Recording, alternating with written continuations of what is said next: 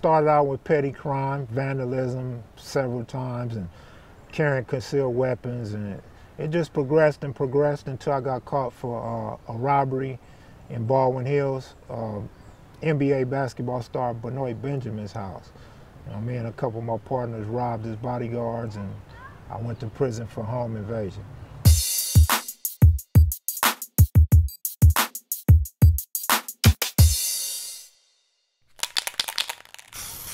A lot of people, like, they come home, they might do 10 years straight, 9 years straight. When they come home, they feel left behind because this guy's in a Cadillac truck or a Yukon, or he has a Harley Davidson, or, you know, got a nice big house. So they feel left behind and they want to catch up quick.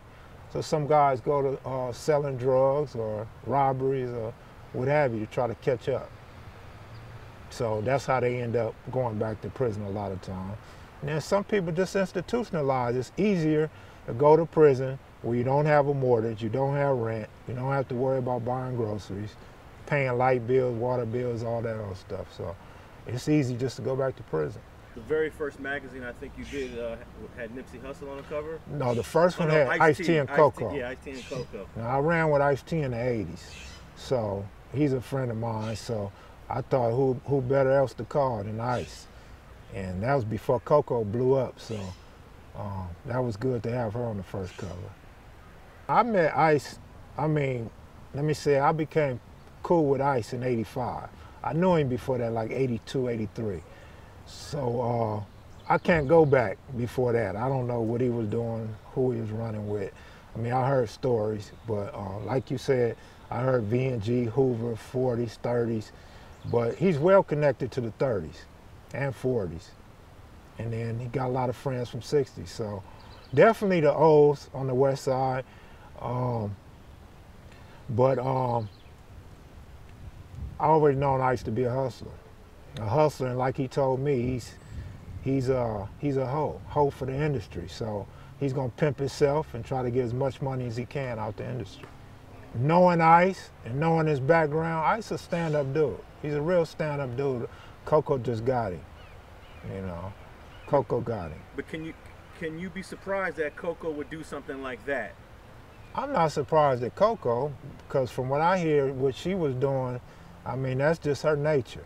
And then, you know, when you got the body like she got, I don't know if it's put together or not, but you know you're getting attention from other guys. And you're going to use your tools. If you spent your money or you in the gym working out to get that, you're going to flaunt with other men for sure. But as far as Ice, I mean, it's shocking. It's definitely shocking because Ice was a cold player. Ice had a lot of women, man, fine women. He would turn women down. In fact, he would throw us women. Be like, you know, you guys just tell him you with me and y'all need to come up to the room or whatever, it's all good. But, I mean, he wasn't like that over no other woman that I ever seen him with. Now, if someone was to come to you to say, I got history on such and such neighborhood, whether it's Swan or East Coast, how old do they have to be to where you can find their information credible? Well, the older the better. You want somebody that was actually there, but then you need somebody that was active because they usually know more than somebody that wasn't active. Somebody that might have came along later and pretended to be this big tough guy that was really in the mix. But gotta be, I would say I would like to talk to somebody 52 and up, 52 to 60. But what if you get a guy that fits that age range, was there, but talks a lot of nonsense like Jamel Barnes? I knew that was coming. I don't know. Usually you could tell somebody that's just full of shit, somebody that's blowing smoke. And that's another thing. A lot of these older dudes off the east side with no education, they always think an interview means money opportunity. So they quick to get in front of a camera or somebody writing information down, hoping for a payday. And so they'll say anything. And a lot of them just want to get high. Now, Big Monster from A-Trade wrote a book, and he put a lot of interesting history in there. He's got a real animated interview about how the neighborhood gangster conflict started. Does your history and your research kind of validate some of the things that he's already told? You know, a lot of people say that book was all bullshit, but to answer your question, I mean, it's pretty accurate. The thing that messed that whole book up was the cutting limbs off and tossing limbs out, and that ruined his credibility. But as far as I know, it was basically a truthful book with a couple things in it that people dispute. One being where he say Mump was a killer from the '60s and jogging down the street with a black hoodie on. Mump said that's bullshit. He said he don't even know why Monster even threw his name in the mix like that.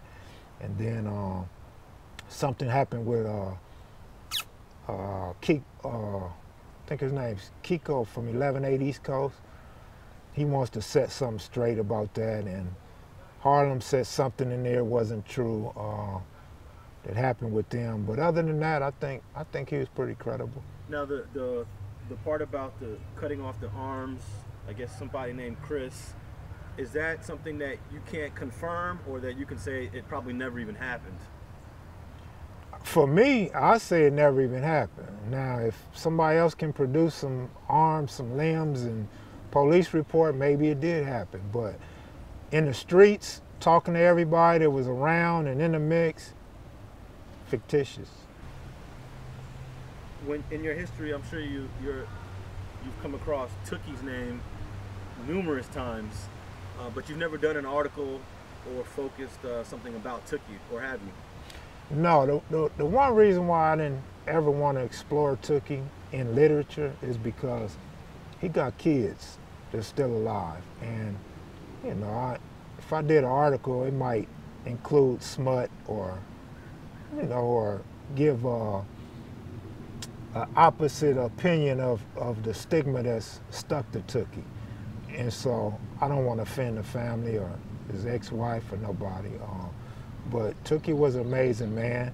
Just he went off to Compton, so some people actually consider him Compton Crips, part of the Compton Crips.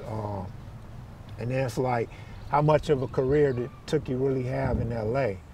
Now, I'm not taking nothing away from his leadership or working out, fighting, going to parties, none of that, style of dress, reputation, but you go to Compton in like '72 to the Red House. So you're in Compton all this time. And you came back to LA, I want to say like '77. And then you go to jail in '79. So it's like really, it's almost like a big question for people that wasn't there. What was Tookie really doing in them years? Really and truthfully, from what I gather, Tookie wasn't even on the street when the West Side Crip started. He went to jail for a week when all the drama happened and the meeting happened. And then Tookie came home and just basically walked on. So, I mean, if you view that as a founder, then so be it. But really, like, the founders were, to me, were the people that was there that said, hey, we're gonna be West Side Crips, expansion of Raymond Washington's East Side. But what people don't understand, when you in this field, you deal with so many assholes, so many hardheads, so many liars. It's like your patience run thin. You can't believe everybody that think they have something to offer. Now, how frustrating is it when someone accuses you of either promoting, glamorizing, or doing something that is completely opposite of what you're trying to accomplish? Those are usually narrow-minded people that's not reading the content. They're looking at the glossy pages and the women, the lowriders, and they form their own conclusions before they read what's in the magazine. Gang violence is always a hot topic, so a lot of people don't understand that it's not promoting gang violence, it's giving you awareness and letting you know the history of it, why and what are these people doing today. And when you're locked up, you want literature, you want something to read, and you want to be in tune to what's going on in your community and abroad. So the magazine came to mind. And that was Jay Blake's arm. You mean to tell me that story is real? Yes, that was Jay Blake's arm. It was real. He did bring an arm back. They chopped him up and put him in front of Jefferson High School.